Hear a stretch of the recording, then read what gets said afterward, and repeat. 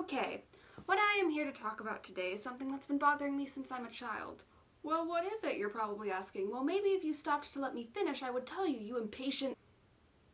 Sorry. I'm here to talk about Tinkerbell and Pixie Hollow and all that jazz. The whole way that fairies work, it makes no sense.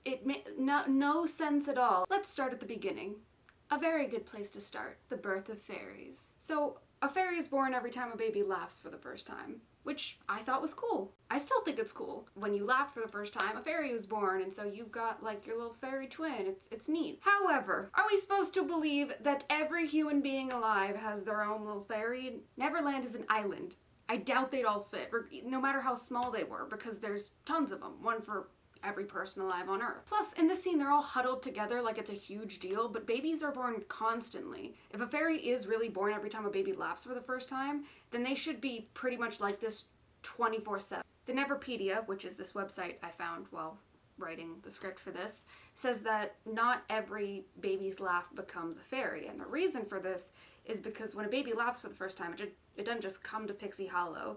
The other fairies have to, like, do stuff. The website specifically said that the scout fairies need to, like, see the laughter, and then the wind fairies, like Vidya, direct the laughter to Pixie Hollow. It's pretty vague, but what I'm pretty sure this means is that sometimes the other fairies fail and the laughter is just like lost. Is it just me or is that really scary? Smaller thing to note, I also love how all the fairies in the scene act super surprised when the queen shows up. Queen Clarion.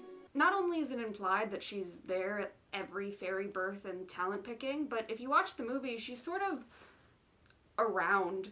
Like, it's not like meeting this huge celebrity. Like, she's just sort of there. Like, you can go up and talk to her, so everyone's like, oh my god, it's the queen, and it's like, yeah, she's kind of always here. Okay, but now let us talk about the talents. After all the fairies have waved and said hi and properly confused Tinkerbell, who is an infant and doesn't know anything, she is presented the option of choosing her talent.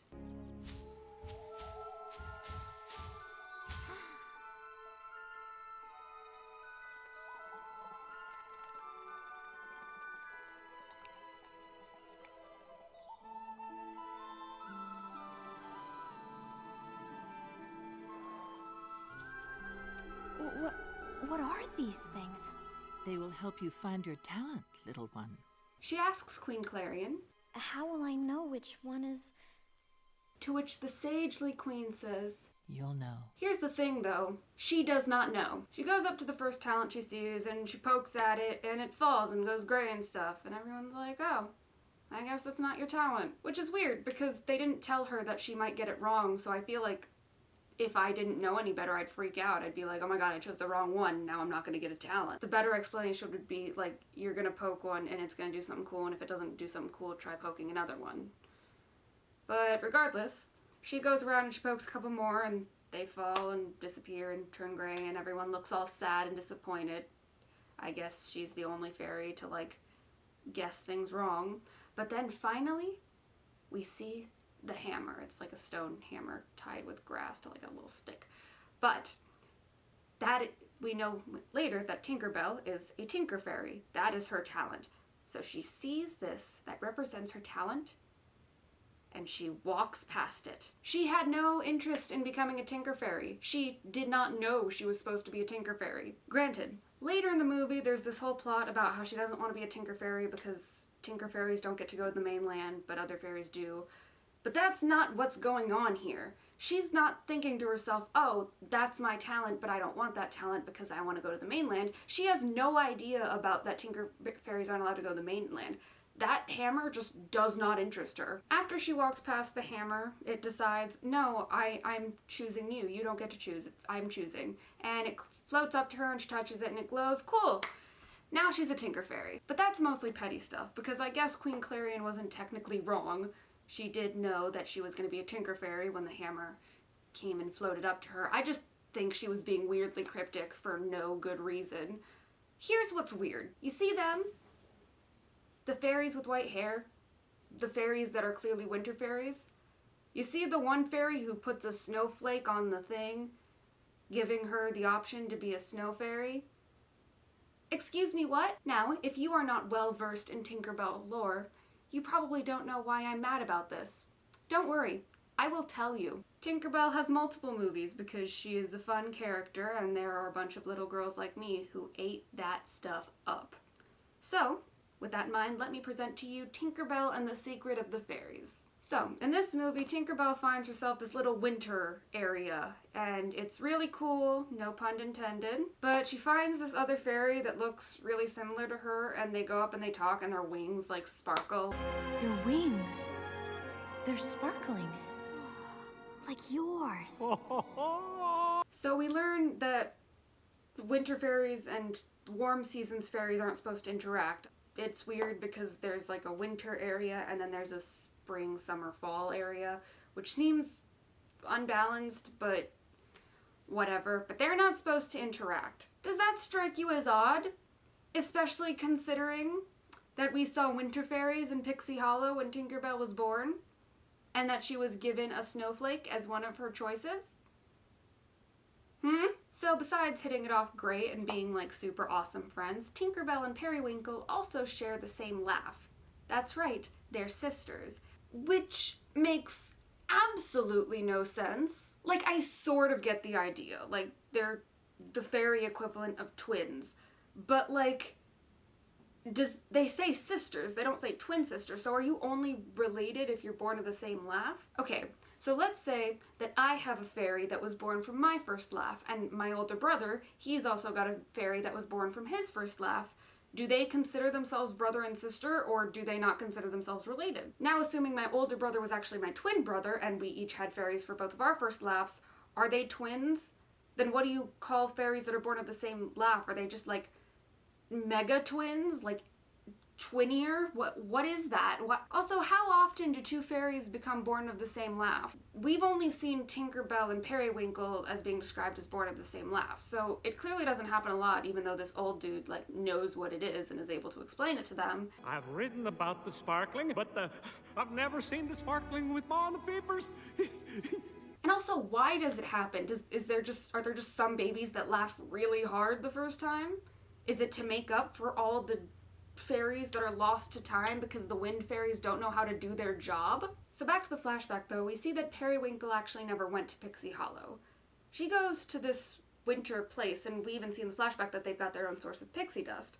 So it's sort of implied that they work completely separately from the warm seasons. You are born into one of the two seasons.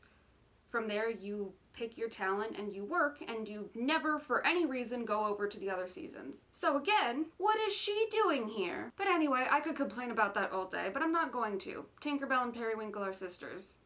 Awesome. Except, as you might guess, that is not okay, because they're specifically told you can't do that. Periwinkle and Tinkerbell get sat down and I tell them a little story. The story talks about these two fairies that were in love. One of them was from the warm seasons, the other one was from winter, and they went to visit each other, and then one of them tore their wing. It was very sad, and then they both decided to never let anyone cross so that they didn't get hurt. As you probably guessed, the two fairies that they're talking about are those two, Queen Clarion and then this other dude. His name's Lord Mallory. He can't fly. He's got a broken wing. You can't see it under his cloak most of the time. If I remember correctly, he's got like a bird that flies him around. Which brings me to my other point.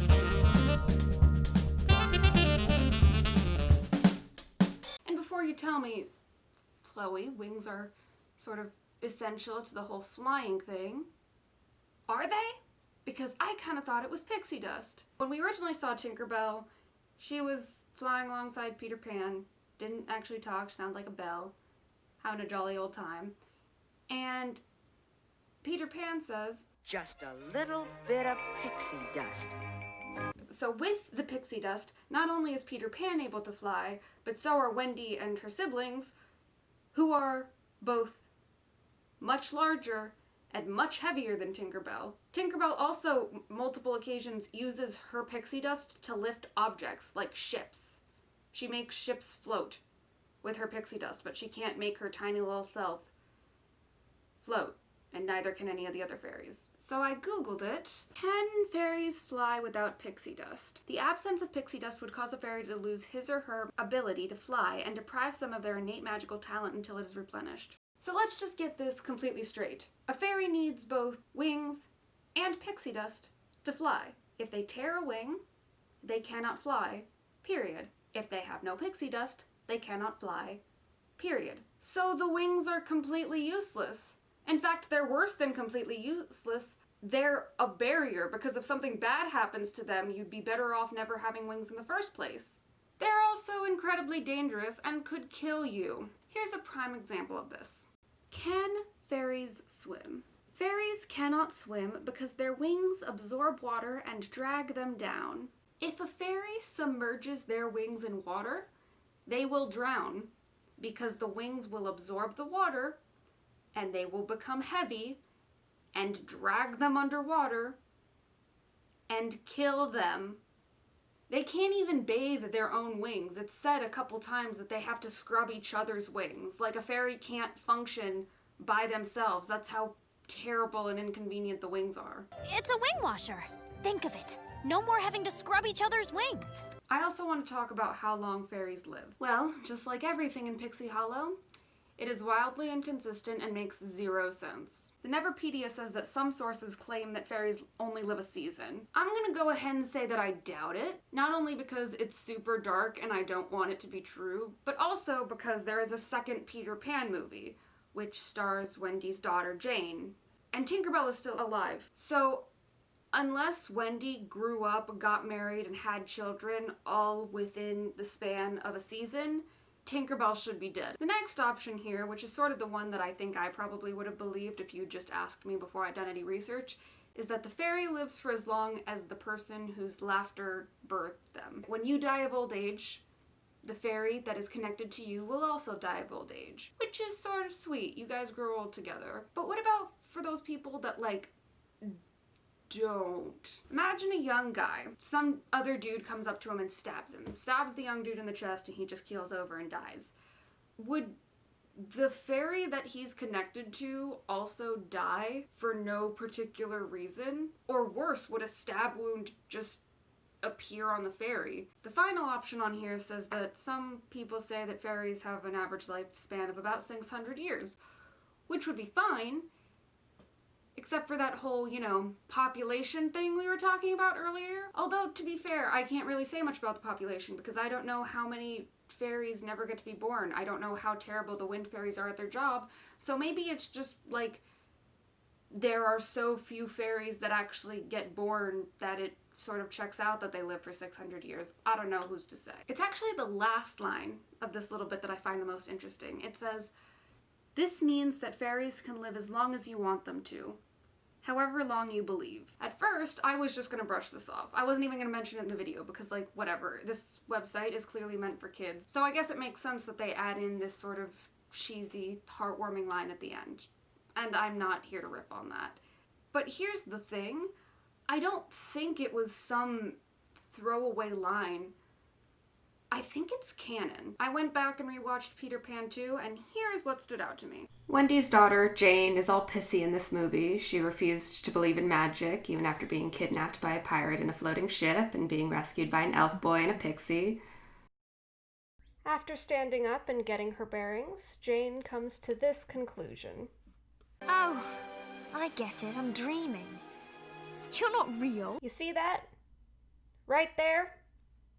When Jane says that Tinkerbell isn't real? Yeah, Tinkerbell doesn't take that very well.